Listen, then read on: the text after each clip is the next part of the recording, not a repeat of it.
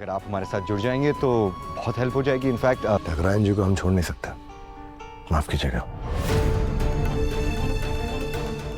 देखिए, मैं उन्हें या आपको अच्छी तरह से जानता नहीं हूँ, बट आप एक ऐसी लेडी के लिए इतने ईमानदार क्यों हैं जिसे स्नेहा जी भी नहीं पसंद करती? पुराने दर्द से छुटकारा पाने का बस एक ही इलाज है, अपनी जिंदगी में आगे बढ़ने का, शादी करके। हम तो बस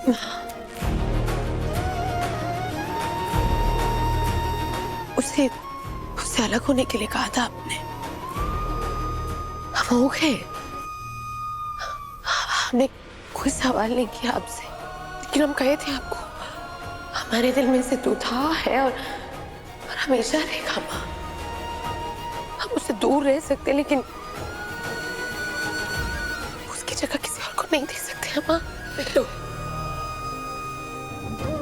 बचपन से ही तुम हमेशा ही जिद्दी रही हो। एक बार ठान लेती हो ना, तो वो जिद पूरी करके रहती हो, फिर चाहे वो परीक्षा में अव्वल आने की हो या फिर हमारी सुरक्षा की। लेकिन हमको डर है बिट्टू कि सिद्धू के बिना उसके प्यार में रहने की जिद तुमको कहीं तोड़ न दे। आप तो जानते हैं ना अपनी बेटी को। माँ, बहुत मजबूत है आपकी बेटी, टूटेगी नहीं।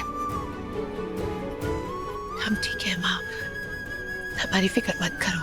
मजबूत लोगों को भी दर्द होता है बिट्टू, उनको भी चोट पहुंचती है, उनको भी जख्म होते हैं, और हर जख्म मिटाने के लिए कोई मरहम की जरूरत होती है। अगर एक प्यार करने वाला साथी मिल जाए तो बिट्टू, बिट्टू, इस बार हम कोई जबरदस्ती नहीं करेंगे। विनती करते हैं तुमसे, अपनी नई जिंदगी के बारे में सोचो एक बार, जिससे तुम्हारा ये सारा दुख दर्द खत्म हो जाए बिट्टू।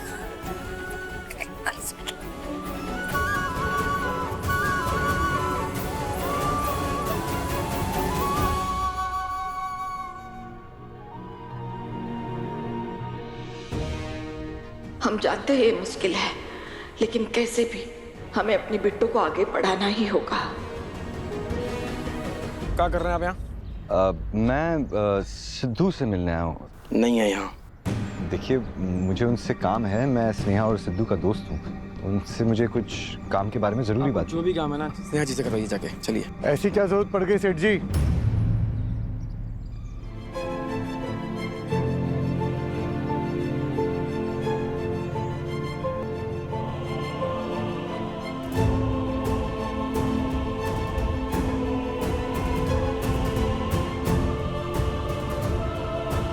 कैसे हैं सिद्धू जी? अब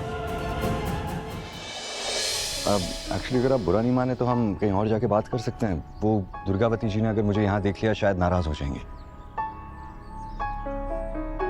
नाश्ता करेंगे मीठा कुराएं, नहीं देखेंगे। एक्चुअली उस दिन आपने कॉलेज में जो स्पीच दी थी किसानों के बारे में, जमीन के बारे में, उम्मीद के बारे में, वो स्पीच ने मेरा दिल छू लिया। मुझे लगा कि मेरे प्रोजेक्ट में हेल्प करने के लिए आप सबसे बेस्ट पर्सन रहेंगे। कैसा प्रोजेक्ट? एक्चुअली आपको याद है उस दिन स्नेहा जी और हम लोग सब जब गाड़ी में थे, तब स्नेहा जी ने बताया था कैसे किसानों को उनकी मेहनत का फल नहीं मिलता, मुनाफा जो है वो बिचौलिए खा जाते हैं। तो मैंने सोचा है कि यहाँ बसनी गांव के अंदर एक फूड प्रोसेसिंग प्लांट लगाना चाहता हूँ, जिसकी हेल्प से किसान अपनी फसलें डायरेक्टली हमें बेच सकते हैं, जिसकी वजह से उनको उनके हक का सारा पैसा मिलेगा। अगर आप हमारे साथ जुड़ जाएंगे तो बहुत हेल्प हो जाएगी। इनफैक्ट ठकराइन जी को हम छोड़ नहीं सकते, माफ कीजिएगा।